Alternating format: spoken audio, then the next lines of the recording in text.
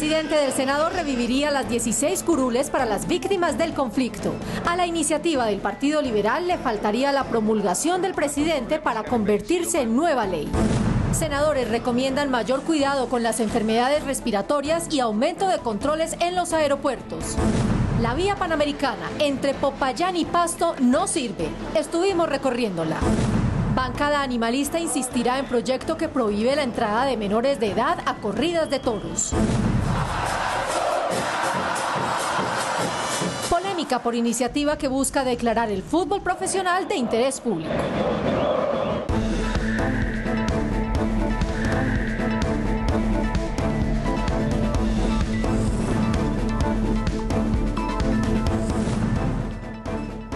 Buenas noches. Esta semana se abrió nuevamente el debate sobre las 16 curules para las víctimas del conflicto armado contempladas en el acuerdo de paz con las FARC. El presidente del Senado, Lidio García, analiza la posibilidad de revivir estos espacios políticos.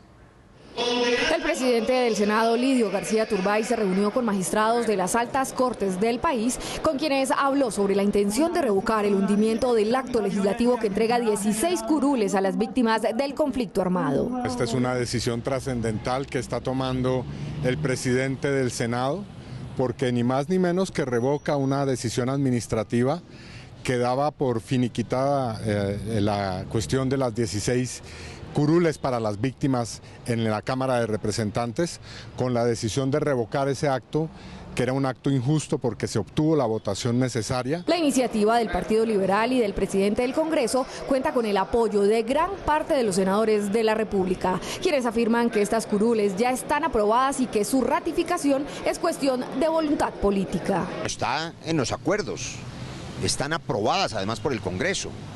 El gobierno se ha negado a reconocer el derecho de 8 millones de víctimas del conflicto para que puedan elegir en las 16 zonas más lastimadas por la violencia sus propios legítimos representantes que defiendan los derechos de las víctimas, pero también defiendan sus territorios. Lo único que tienen que hacer es promulgarlas, publicarlas. Sin embargo, algunos senadores del partido de gobierno consideran que esta decisión podría traer problemas jurídicos. En desacuerdo con la decisión del presidente del Senado, Lidio García, de querer desarchivar el acto legislativo que permite curules para las víctimas y que no es otra cosa que satisfacer lo que las FARC ha venido buscando, de tener más curules en el Congreso. El Centro Democrático también insistió en que a esas curules deben llegar personas que realmente representen a las víctimas. Yo creo que es importante que saquemos esto mediante un acuerdo nacional y que las curules vayan para las verdaderas víctimas de la violencia y no que vayan a quedar en manos de politiqueros o de violentos.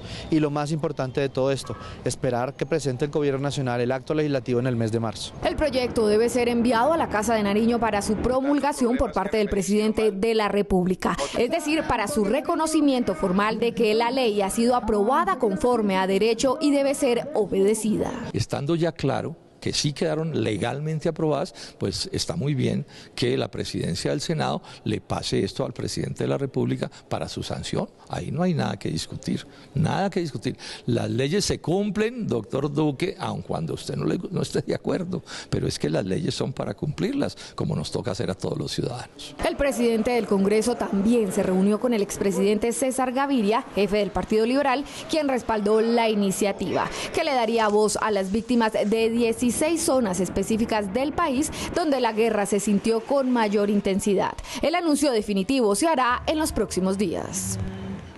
Y mucha atención porque la Organización Mundial de la Salud acaba de declarar la emergencia internacional por el coronavirus, al que consideró como emergencia de salud pública a nivel mundial. Ante la alerta de riesgo alto del coronavirus a nivel mundial y que hasta el momento se ha registrado en 16 países, Colombia incrementa sus esfuerzos para controlar la posible llegada del virus al país. La clasificación del país entonces es bajo, sin embargo no quiere decir que sea cero.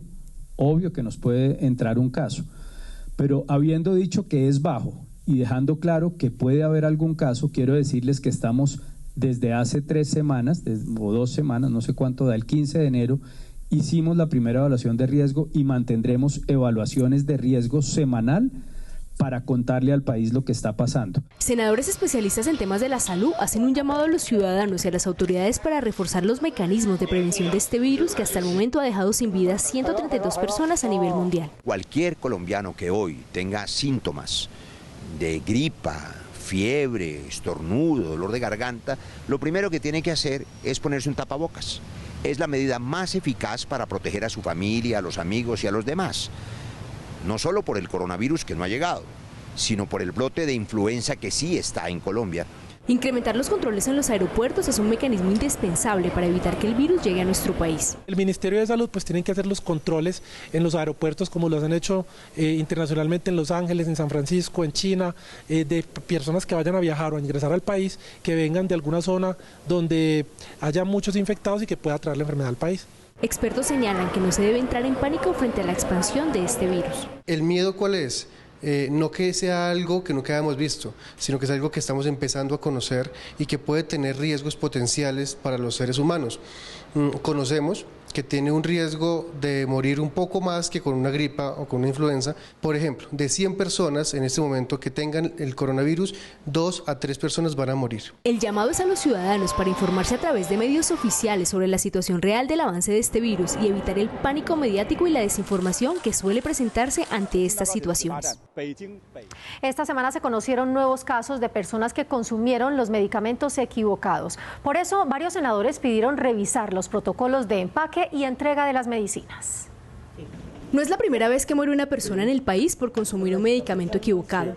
Es por esto que desde hace algún tiempo sectores académicos encargados de analizar estos temas han presentado propuestas al gobierno para reforzar medidas que ayuden a mitigar los riesgos asociados al consumo de medicamentos. Se propone que para el uso racional del medicamento, una de las fundamentales es evitar las presentaciones comerciales que sean muy parecidas, especialmente cuando se habla de medicamentos de alto riesgo, como es el caso del tramadol, entre otros. Según lo señalado por el Centro de Información de Medicamentos de la Universidad Nacional, la equivocación en el consumo de medicamentos es frecuente. No todos causan la muerte, pero generan discapacidad u otras afectaciones a la salud que muchas veces no son reportadas. Las autoridades deben revisar los procedimientos y los manuales de funciones de todas las farmacias del país o que los presenten para poder entender cómo se manipulan los medicamentos que se le entregan a los ciudadanos y más en fórmulas que van a llegar a los niños. Reforzar la educación e información para los consumidores de medicamentos es una de las principales soluciones para evitar que se sigan presentando equivocaciones en el consumo de todo tipo de medicinas. Es fundamental un espacio en la televisión, así como lo hay para otras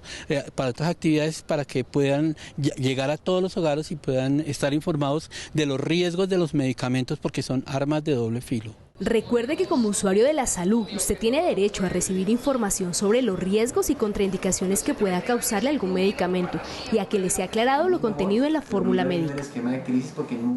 Electricaribe sigue siendo un dolor de cabeza para muchos de quienes viven en la costa atlántica. Sin embargo, en pocos meses, el destino de esta empresa puede cambiar radicalmente.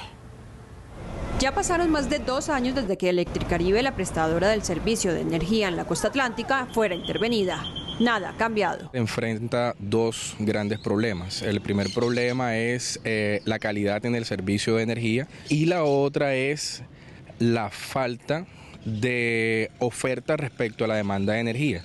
Es decir, el crecimiento poblacional ha sido tan desproporcionado que los recursos energéticos que disponemos no dan abasto. Gran parte de los barrios de Cartagena sufre con los frecuentes cortes causados, entre otras cosas, por la baja inversión. Muchas calles están sin luz, hay partes oscuras y eso aprovechan pues el vandalismo de estar, que uno no puede pasear ni nada, porque cuando siente que le jalan a uno el celular. El gran desafío para los nuevos operadores es buscar el capital para las inversiones y crear confianza para la eficiencia en el recaudo. Gracias a la aprobación de la ley del plan, el gobierno nacional puede asumir el pasivo pensional de Electricaribe como parte fundamental de la solución a la prestación del servicio a la región Caribe. Además de los problemas operacionales, están los millonarios pasivos que debe asumir el nuevo operador, aunque la nación asumirá 1.2 billones de pesos de pasivo pensional. nacional. El gobierno del presidente Duque ha buscado todas las salidas, por ejemplo, ha asumido la deuda del pasivo pensional, ha dividido el segmento en dos, ha hecho cambio en la regulación y ha hecho inversiones por más de 900.000 millones de pesos que hemos acompañado en todo este plan de recuperación del servicio de energía, no de Electricaribe, sino del servicio de energía en la costa Caribe. Según varios senadores de la región, a pocos meses de que termine este proceso, existen 6 empresas interesadas en prestar este servicio que requiere para su mejoría una inversión inicial de 9 billones de pesos y que cobija casi un 90% de los estratos 1, 2 y 3. Natalia Lara, noticiera del Senado, Cartagena. Senadores liberales y autoridades de transporte e infraestructura del país se citaron en Barranquilla para encontrarle solución al problema generado por el inusual aumento del valor de los peajes en la vía al mar. Rectores de colegios, empresarios, transportadores de carga, representantes del sector gremial del Atlántico, así como la ministra de Transporte y directivos de la Agencia Nacional de Infraestructura ANI, se dieron cita en Barranquilla, en un encuentro convocado por el senador Mauricio Gómez para analizar las razones del aumento del 31% en los peajes de Papiros y Puerto Colombia, ubicados en la vía al mar en el Atlántico. Situación que está afectando el bolsillo de los habitantes de los municipios de Piojó, Tubará, Juan de Acosta y Puerto Colombia. Tras la reunión, se logró que se amplíe el beneficio de la tarifa diferencial para los habitantes de estos municipios. Ampliar el censo para las personas que no participaron en el censo de la tarifa diferencial, ampliarlo y permitir que los colegios entren, que las universidades entren y que las empresas que no entraron entren. También se logró durante la reunión que el aumento de los peajes no sea del 31%, sino del 3.8%. El peaje, lo que se logró para los 4 municipios y para el censo de vehículos de los 4 municipios es que no se incrementaran el 33%, sino solo el IPC, que es lo que es usual en el resto del país. Eso es lo que hoy está.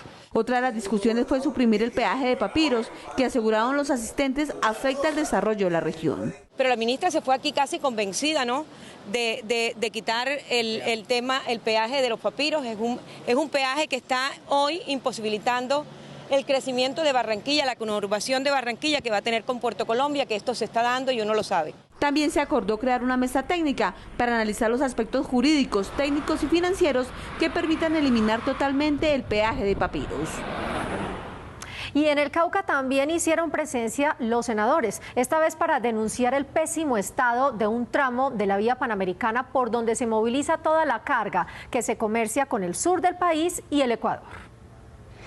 Estas son las precarias condiciones en las que se encuentra una de las vías más importantes del sur del país, en el trayecto que une a los municipios de Timbío con Rosas en el departamento del Cauca. Este es un corredor internacional, esta es una vía para la competitividad, por supuesto que no lo es. Aquí tiene que aplicar también el gobierno nacional las grandes inversiones entre la carretera Pasto-Popayán. Según los moradores de la zona, a esta vía no se le hace mantenimiento desde hace más de 5 años, lo que ha llevado a que la vía represente peligro para quien la transita.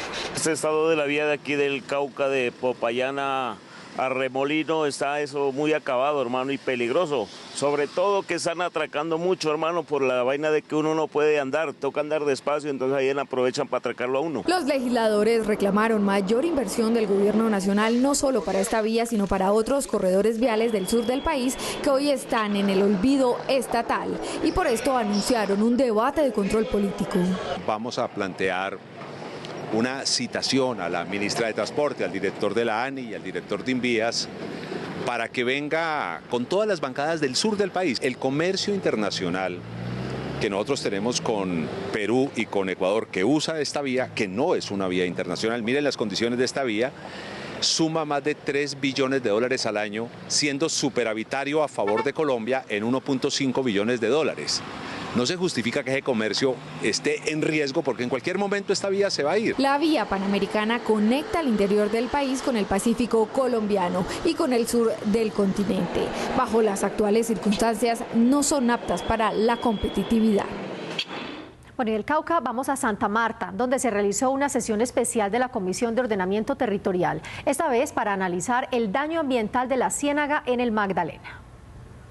La situación ambiental de la Ciénaga Grande del Magdalena y su relación con la construcción de la doble calzada Ciénaga-Barranquilla fue el tema de control político que realizó en una sesión descentralizada la Comisión de Ordenamiento Territorial en la ciudad de Santa Marta. Este proyecto de infraestructura importante, por supuesto, para la región, tiene que construirse teniendo en cuenta las necesidades ambientales y sociales que requiere la Ciénaga Grande de Santa Marta. Ante la ministra de Transporte, el ministro de Medio Ambiente y varias autoridades ambientales nacionales y locales, senadores expusieron su preocupación por el deterioro ambiental de la Ciénaga. Nunca es mucho invertir en nuestro ecosistema. Hoy los planes de rehabilitación de la Ciénaga Grande deben ser una realidad y tenemos a la Comisión de Ordenamiento Territorial para velar de que sean invertidos de una manera transparente y efectiva. Los recursos, aseguran los senadores, no son suficientes para recuperar la Ciénaga, que hace 20 años producía 20.000 toneladas de pescado y hoy solo se recogen 3.000. Hay 100.000 millones de pesos en el Plan Nacional de Desarrollo para el 2020, recursos todavía insuficientes.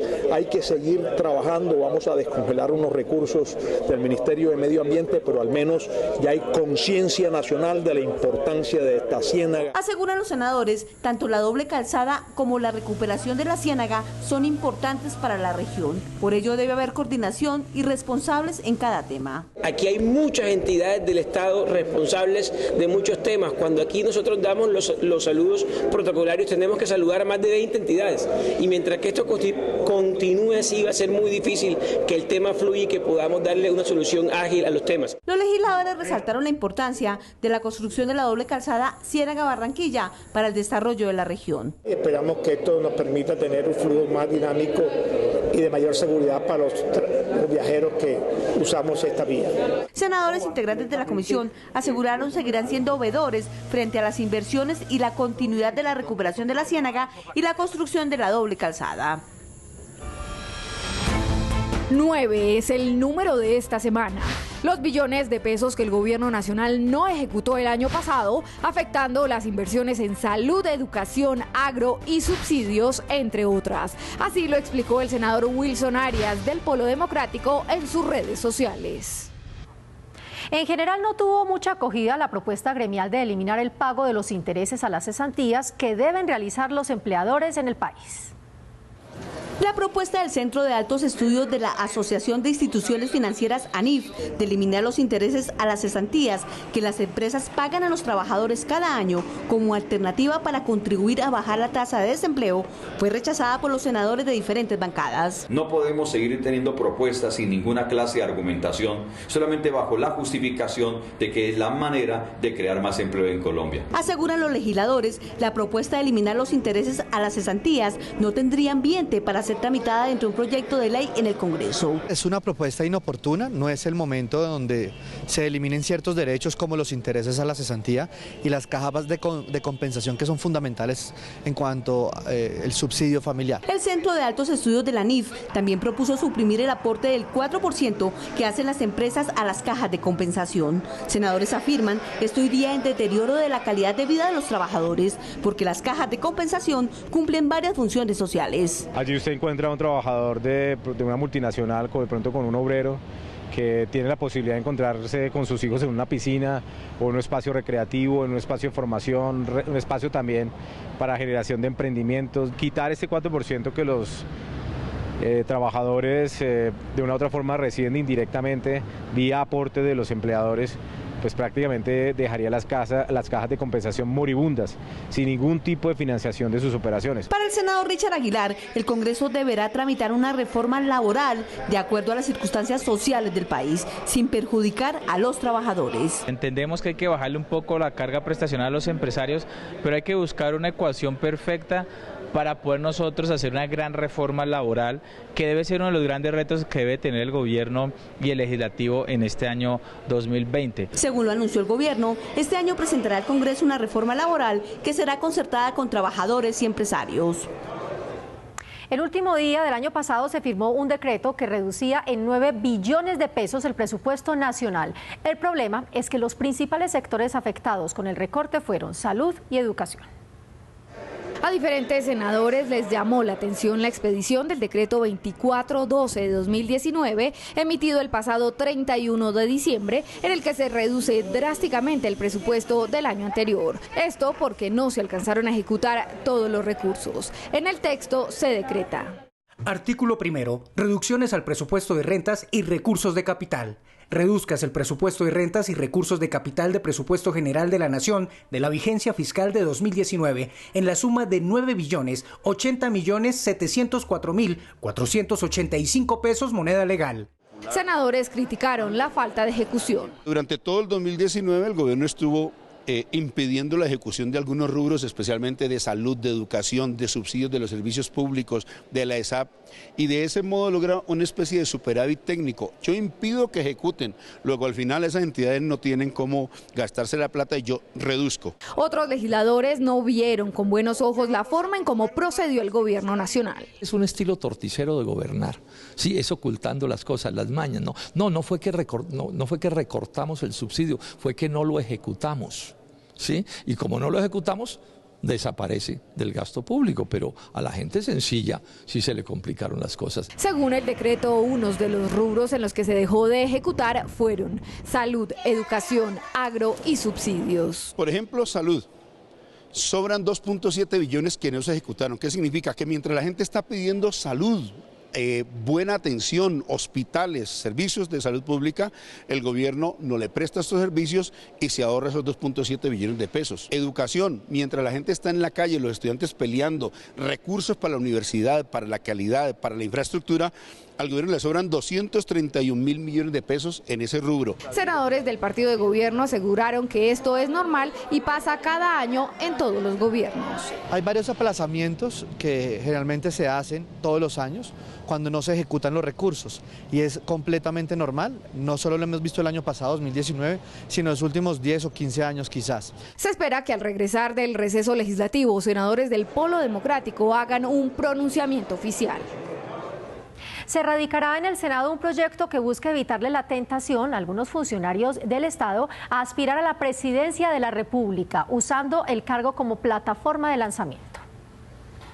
La iniciativa será radicada al inicio de la próxima legislatura. Será un proyecto de acto legislativo que reforme el artículo 126 de la Constitución Política de Colombia, en el que se inhabilita de 1 a 4 años al funcionario público que aspire a cargos de elección popular. Quedaría con una inhabilidad de 4 años tan pronto termina y obviamente se presentará con la nueva reforma a la justicia que se está acordando con el gobierno. La inhabilidad lo que impide es que se tomen decisiones que vayan orientadas a propósitos diferentes de los que le corresponden a cada una de esas entidades. No podrán aspirar hasta después de 4 años los magistrados de la Corte Constitucional, de la Corte Suprema de Justicia, del Consejo de Estado, del Consejo Superior de la Judicatura, de la Comisión de Disciplina Judicial, del Consejo Nacional Electoral, el Fiscal General de la Nación, el Procurador General de la Nación, el Defensor del Pueblo, el Contralor General de la República y el Registrador Nacional del Estado Civil. Es un proyecto sano, que es un proyecto que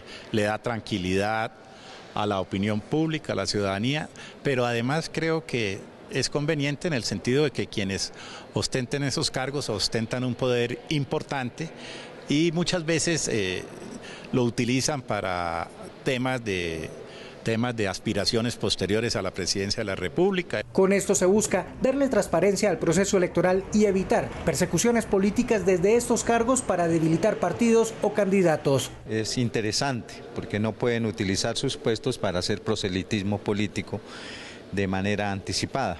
El proyecto entrará a ser debatido por la Comisión Primera del Senado y por ser un acto legislativo tendrá que surtir 8 debates, 4 en la Cámara de Representantes y 4 en el Senado de la República, para que de ser aprobado pase a sanción presidencial. Y este año volverá a intentarse convertir en ley de la República el proyecto que prohíbe a los niños asistir a las corridas de toros como protagonistas o como espectadores. Según expertos, la participación de menores de edad en espectáculos como las corridas de toros genera efectos negativos en el desarrollo de los niños y comportamientos agresivos. Según diferentes investigaciones, los niños expuestos al maltrato animal son más proclives a exhibir futuros comportamientos violentos. La imagen que se configura después de que el niño es expuesto a este tipo de crueldades y la imagen que se establece a lo largo de su vida es una imagen de supremacía, es una imagen de establecimiento de poder y sobre todo de un establecimiento de poder donde mi relación de poder no va a ser cuidar al otro, sino asesinarlo, torturarlo o humillarlo y tenerlo siempre debajo de mi estatus. Naciones Unidas en el 2015, a través del Comité de los Derechos de los Niños, recomendó a Colombia que debe proteger a los menores de toda acción y conducta que cause cualquier sufrimiento físico o psicológico. La máxima instancia que tiene que ver con derechos de los menores y que revisa año a año qué tanto está cumpliendo un país la Convención de Derechos del Niño, le dijo a Colombia tajantemente, tiene que alejar a los menores de edad de las corridas de toros. Por esto, la bancada animalista insistirá para que menores de edad no presencien la violencia de la tauromaquia. La iniciativa buscará modificar el Código de Infancia y Adolescencia y el Reglamento Nacional Taurino. Nosotros estamos avanzando, en principio, sacando a los niños de estos hechos atroces que se cometen contra los toros en el país y en el mundo. Y ese proyecto de ley lo vamos a sacar adelante. Pero nuestro objetivo fundamental no es solamente sacar los niños, sino acabar con las corridas de toros en Colombia. El proyecto de ley será radicado en el mes de marzo una vez inicie el periodo legislativo. Atención los hinchas del fútbol porque comenzará a debatirse la idea de declarar este deporte como de interés público, buscando que algunos partidos profesionales se puedan ver por señal abierta. Y con esta nota los invitamos a nuestra próxima emisión. Gracias por ver Senado Noticias. Si usted quiere ver un partido de fútbol del rentado colombiano, ahora solo lo podrá hacer pagando en un canal privado por televisión, por cable o ir al estadio directamente. Y fue esto lo que llevó desde el Congreso de la República a preguntarse si el fútbol debería declararse de interés público o nacional. ¿Qué significa esto? El interés general se define como la prevalencia de los intereses públicos de todos los administrados de un Estado sobre el interés particular. Por eso, desde el Senado se iniciará el debate para que al menos un partido de la Liga Colombiana sea transmitido cada fecha por señal abierta. El proyecto será radicado por el Centro Democrático. Desde ya, las demás bancadas apoyan esta iniciativa y buscan además que todas las partes salgan beneficiadas en esta polémica. Se pudiera revisar ese modelo para que todo aquel hincha que quiera ver a su equipo lo pudiera ver. Hay que revisar las condiciones actuales para que el fútbol siga siendo rentable, pero desde luego en la declaratoria posible de interés público. El fútbol es un tema que por lo general compete al derecho privado, pero tiene asuntos que nos incumbe a todos los colombianos. Por ejemplo, los partidos se juegan en estadios que son públicos y la mayoría de los equipos cuentan con patrocinio de recursos oficiales. El fútbol dejó de ser un deporte de pasión para pasar a ser un negocio de unos pocos. Y eso es grave porque mercantilizaron el fútbol, se aprovechan de escenarios deportivos construidos con los recursos de la nación y pasan a ser de beneficio de empresas privadas, y eso es gravísimo. Pero desde el punto de vista legal, ¿esto sí aplicaría? Es viable desde que haya voluntad política y, como lo indiqué, desde que haya una armonía entre los particulares y el Estado, donde el Estado no únicamente declare el interés particular, pero también se vean las políticas públicas enfocadas al apoyo del deporte. Lo que se quiere con el proyecto de ley es incentivar a los jóvenes al deporte y que los deportistas colombianos sean reconocidos.